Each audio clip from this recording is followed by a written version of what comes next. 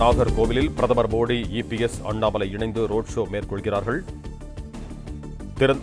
இது தொடர்பான கூடுதல் விவரங்களோடு இணைகிறார் எமது செய்தியாளர் பிரகாஷ். வணக்கம் பிரகாஷ், உங்களிடம் இருக்கும் தகவல்கள் சொல்லுங்கள்.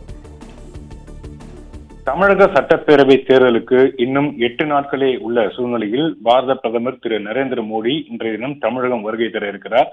கன்னியாகுமரி மாவட்டத்தில் பிரதமர் நரேந்திர மோடி ரோட் ஷோ நிகழ்ச்சியில் பங்கேற்க இருக்கிறார். அவருடன் அதிமுக பொதுச் செயலாளர் எடப்பாடி பழனிசாமி மற்றும் பாஜக முன்னாள் மாநில தலைவர் அண்ணாமலை மற்றும் பாஜக முக்கிய தலைவர்களும் இந்த ரோட் ஷோ நிகழ்ச்சியில் பங்கேற்க இருப்பதாக தகவல் தெரிவிக்கப்பட்டிருக்கிறது. இன்று மதியம் திருவனந்தபுரத்தில் இருந்து ஹெலிகாப்டர் மூலமாக நாகர்கோவில் வந்தடைகிறார் பிரதமர் நரேந்திர மோடி. அங்கிருந்து கார் மூலமாக நாகர்கோவில் வேப்பமூடு சந்திப்பு பகுதிக்கு வருகை தர இருக்கிறார். அங்கிருந்து வடசேரி எம்ஜிஆர் சிலை வரை சுமார் 1 கிலோமீட்டர் தூரத்திற்கு இந்த ரோட் ஷோ நிகழ்ச்சிக்காக ஏற்பாடு செய்யப்பட்டிருக்கிறது. இதற்காக கன்னியாகுமரி மாவட்டத்தில் இருக்கக்கூடிய 6 தொகுதிகள் மற்றும் அருகாமையில் இருக்கக்கூடிய தென்காசி, நெல்லை, தூத்துக்குடி ஆகிய மாவட்டங்களில் இருந்து பாஜக மற்றும் அதிமுக தொண்டர்கள், நிர்வாகிகள் மற்றும் கூட்டணி கட்சிகளுடைய தொண்டர்கள், நிர்வாகிகள் எல்லாம் வரவழைக்கப்பட்டிருக்கிறாங்க.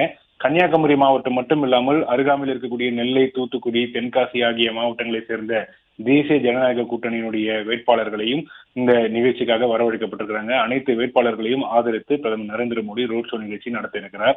புதுச்சேரி மாநில சட்டப்பேரவை தேர்தலுக்கு முன்னதாக புதுச்சேரி மாநிலத்திலும் பிரதமர் நரேந்திர மோடி ரோட் ஷோ நிகழ்ச்சி நடத்தியது குறிப்பிடத்தக்கது. அந்த அடிப்படையில் தமிழக சட்டப்பேரவை தேர்தலுக்கு இன்னும் 8 நாட்களே இருக்கக்கூடிய சூழ்நிலையில் பிரதமர் நரேந்திர மோடியினுடைய வருகை முக்கியத்துவம் வாய்ந்ததாக பார்க்கப்படுகிறது. கூட்டணி கட்சியினுடைய கூட்டணிக்கு தலைவர் என்ற அடிப்படையில் அதிமுக பொதுச் செயலாளர் எடப்பாடி பழனிசாமியும் இந்த ரோட் ஷோ நிகழ்ச்சியில் பங்கேற்க இருக்கிறார். பாஜக முன்னாள் மாநில தலைவர் திரு அண்ணாமலையும் இந்த ரோட் ஷோ நிகழ்ச்சியில பங்கேற்க இருக்கிறார்.